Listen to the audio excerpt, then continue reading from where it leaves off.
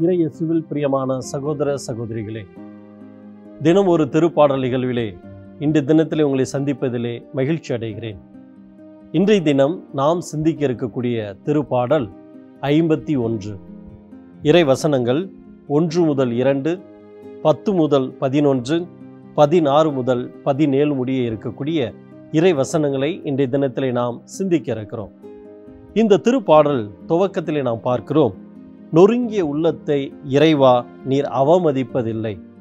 அப்படி என்றால் இந்த திருப்பாடலிலே நாம் பார்க்கிறோம், தாவீது அரசர் அவர்கள் பத்செபாவிடம் தவறான முறையிலே உறவு கொண்ட பிற்பாடு தான் செய்தது தவறு என்பதை அவர் நினைவு கூறுகிறார். இதோ அந்த நேரத்தில் இறைவாக்கினர் நாத்தான் அங்கே வருகிறார்.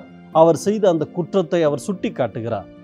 எனவே மனம் கலங்கியவராக, தனது தவறை நினைத்து மனம் வருந்தியவராக தாவீது அரசர் பாடிய பாடல்தான் இன்றைய தினத்திலே நாம் சிந்திக்கக்கூடிய இந்த திருப்பாடல் 51. பிரியமானவர்களே, 1 முதல் 2 முடிய இருக்கக்கூடிய அந்த இறை வசனத்தை நாம் சிந்திக்கின்ற பொழுது, தாவீது அரசர் இறைவனிடத்திலே மண்டியிட்டு மன்றாடுகின்றார். தனது தவறுக்காக மனம் வருந்துகின்றார். பாவ மன்னிப்பை அவரிடத்திலே கேட்கிறார். இறைவனது அளப்பரிய இரக்கத்தை அவரிடத்திலே முறையிட்டு கேட்கிறார். ஆண்டவரே, என்னை மன்னித்தருளும். உமது பேர் அன்பிற்கு ஏற்ப எனக்கு இறங்கி அருளும். உமது அளவற்ற இரக்கத்திற்கு ஏற்ப எனது குற்றங்களை நீர்தாமே கழுவி அருளும். இதோ உமது முன்னிலையிலே இருக்கக்கூடிய எனது குற்றங்களை நீர் பாராமல் எனக்கு மன்னிப்பை அளித்து எனது தவற்றிலிருந்து விடுதலை பெற்று மீண்டும் ஒரு புது படைப்பாக நான் மாற எனக்கு நீர்தாமே உதவி செய்யும்படியாக ஆண்டவரே என்னை ஆசீர்வதித்தருளும். உமது இரக்கத்தை எனக்கு கொடுத்தருளும் என்று சொல்லி தாவீது அரசர் ஆண்டவரை நோக்கி மன்றாடுவதாக பார்க்கிறோம். பிரியமானவர்களே, 10 முதல் 11 வரை இருக்கக்கூடிய அந்த இறைவசனத்திலே நாம் பார்க்கின்ற பொழுது, தாவீது அரசர் கேட்கிறார், ஆவியால் நிரப்பப்பட்ட தூய உள்ளத்தை இறைவா நீர் எனக்கு தந்தருளும். இதோ நான் தவறு செய்து விட்டேன். அந்த தவறிலிருந்து நான் மனம் வருந்தி மன்னிப்பு உம்மிடத்தில் கேட்கிறேன். இனிமேல் நான் தவறு செய்யாமல் இருக்க நீர்தாமே உமது ஆவியை எனக்கு பொழிந்து என்னை நிரப்பி அருளும் என்று சொல்லி தாவீது அரசர் பாடுவதாக அத்தகைய இறை வசனங்கள் அமைந்திருப்பதை நாம் பார்க்கிறோம். இதோ தாவீது அரசர் சொல்கிறார், தூயதோர் உள்ளத்தை என்னுள்ளே படைத்தருளும் இறைவா, உறுதி தரும் ஆவியை புதுப்பிக்கும் ஆவியை என்னுள்ளே உருவாக்கி அருளும். இதோ இத்தகைய ஆவியை பெற்ற நான் இனிமேல் குற்றங்கள் செய்யாமல் உமக்கு அடிபணிந்து உமது பிள்ளையாக வாழ இத்தகைய ஆவி எனக்கு பலமை தருவதாக, சக்தியை தருவதாக என்று சொல்லி ஆண்டவரை நோக்கி தாவீது அரசர் முறையிடுகிறார்.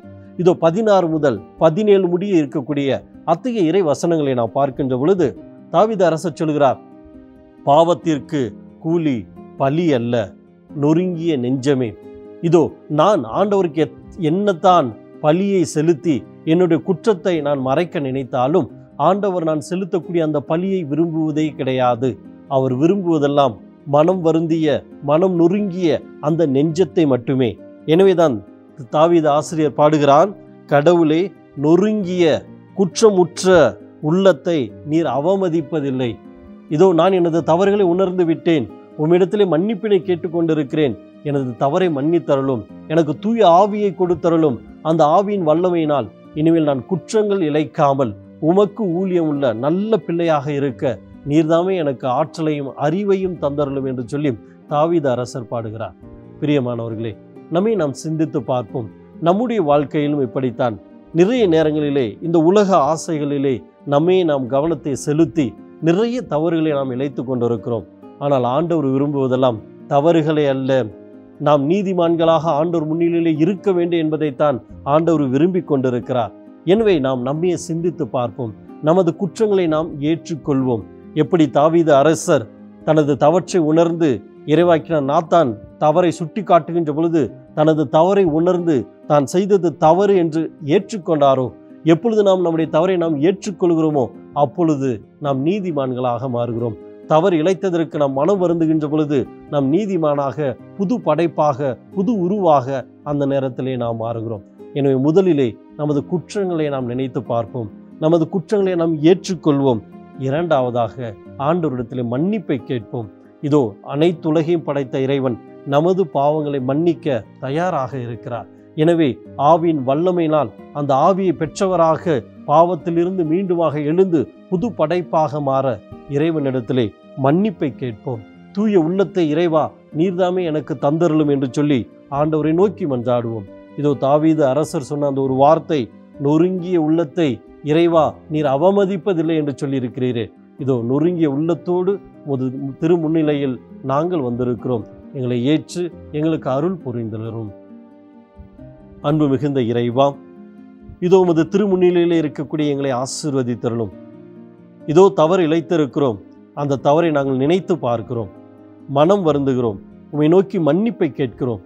தூய ஆவியின் வல்லமையை எங்களுக்கு கொடுத்து எங்களை நிறைவாக ஆசீர்வதித்து நாங்கள் உமது பிள்ளைகள் என்பதை உணர செய்து உமோடு நாங்கள் என்றும் ஒன்றிணைந்து இருக்க உமது ஆசிரையும் அருளையும் தந்தருளும் இறைவா. ஆமேன்.